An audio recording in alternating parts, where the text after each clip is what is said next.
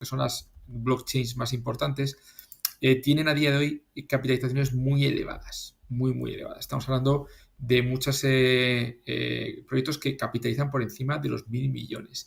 Y eso, en principio, en muchos proyectos yo creo que es quizá una valoración extremadamente optimista. Con lo cual, hay, como si dijéramos, capacidad de caer más. Yo creo que en muchos de estos proyectos sí. En muchos de estos proyectos realmente te estamos todavía viendo capitalizaciones muy altas o muy optimistas. No tanto en Ethereum o Bitcoin, que yo creo que tienen más fundamentos para, de alguna manera, argumentar esas capitalizaciones, pero muchos otros que casi no tienen ni actividad, digamos que realmente todavía sigue habiendo un gran cap de capitalización. Lo cual no pasa, sin embargo, en algunos otros títulos. Algunos otros títulos que de altcoins, por ejemplo, algunos de los proyectos más importantes de DeFi, que ya no están en ese rango de 1.000 millones, sino que entramos en valoraciones que van desde los 100 millones, 50 millones podrían ser, hasta los 500. Ahí sí que muchos quizá podríamos estar viendo precios que ya solo por el revenue que generan y la actividad económica, bueno, estarían más en precio. Pero es complicado realmente dar de alguna manera una valoración general porque es un sector muy diverso y porque lo que a día de hoy capitaliza más, que son las L1s, yo creo que en esa categoría de activos hay muchos que evidentemente tienen unos precios complicados de justificar. Vamos a poner ejemplos, si te parece bien, de algunos que estén por encima de la capitalización que crees que tendrían que tener. Por ejemplo, no sé si se te Yo, por ocurre ejemplo, a alguna ver, ahora mismo. un ejemplo, Sí. sí. A ver, bueno, uno ejemplo sería Cardano, por ejemplo. Cardano es unos proyectos, yo creo que menos actividad. Claro, cuando comparamos un poco estos proyectos, por ejemplo, el caso de las L1s, que es donde podríamos entrar a comparar, deberíamos comparar un poco el nivel de TVL que tienen, el nivel, por ejemplo, de actividad, el nivel de usuarios. De hecho, hace poco me salí hacia un reporte muy interesante sobre L1s. Entonces, en este sentido, hay muchas redes todavía que no han demostrado realmente muchos datos. Digamos así, es como si estuviéramos invirtiendo de alguna manera en un comercio, en un supermercado que todavía no tiene demasiados clientes, ¿no? Y bueno, se puede esperar que los tenga en el futuro, pero a día de hoy, si lo valoramos de alguna manera por los datos, no tiene mucho.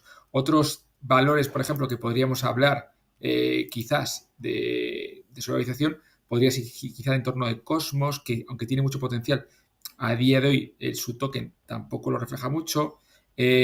Bueno, por ejemplo, Binance, BNB, la chain, por ejemplo, de Binance sí que tiene mucha actividad, tiene mucha transacción y esas de las que podríamos decir que sí que más o menos se justifican. Solana, por ejemplo, con todo lo que pasó con FTX, es un proyecto que evidentemente se ha quedado también quizás con menos actividad de la que tenía previa a todo esto.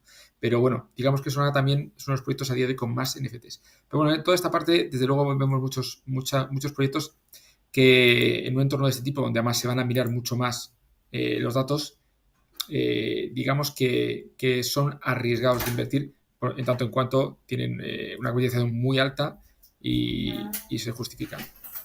Jesús, me has hablado de BNB, que me has dicho que sí se justifica por el volumen que tiene detrás. Otros proyectos dentro de los principales altcoins que sí se justifiquen. Bueno, pues dentro de todos estos proyectos, por ejemplo, a mí Ethereum me parece que es un proyecto que podríamos incluso considerar que ya está en precios razonablemente, como si dijéramos, no diría todavía baratos, pero diría que de alguna manera, con respecto al volumen que están haciendo, con respecto a lo que es la actividad de la red, digamos que es un proyecto que yo creo que estaría razonablemente valorado, siempre evidentemente que pensemos que el futuro pasa por aquí.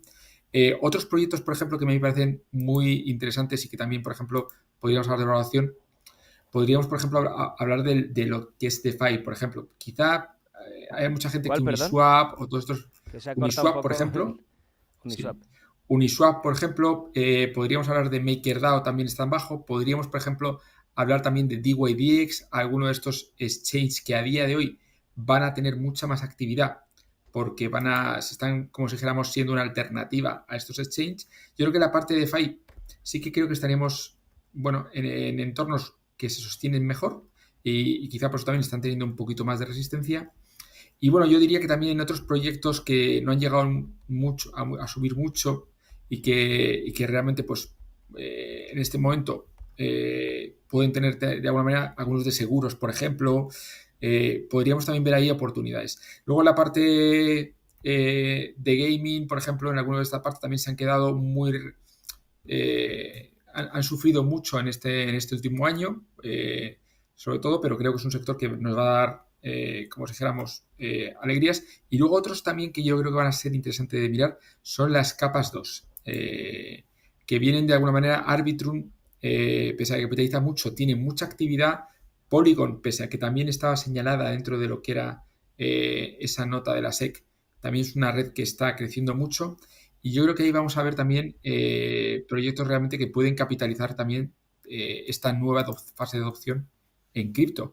No hay que olvidar que esperamos, por ejemplo, ver a salir a cotizar este año proyectos, por ejemplo, que todavía no cotizan, como Lens, que ha sido hace poco financiado con 15 millones y que creemos que es una de las redes sociales de nueva generación. Farcaster y todas estas redes se vienen de alguna manera a utilizar estas capas 2. Con lo cual, bueno, yo creo que ahí el entorno Cosmos también vamos a tener aplicaciones muy interesantes y luego también monedas estables. Monedas estables, de hecho vamos a ver en Criptoplaza, vamos a analizar esta semana una, Frax, que es una algorítmica que también realmente está creciendo mucho. Bueno, creo que hay proyectos donde sí que hay mucha actividad, donde sí que hay realmente, bueno, datos que reflejan realmente que tienen un uso, una utilización que el mercado demanda y ahí es donde podemos buscar.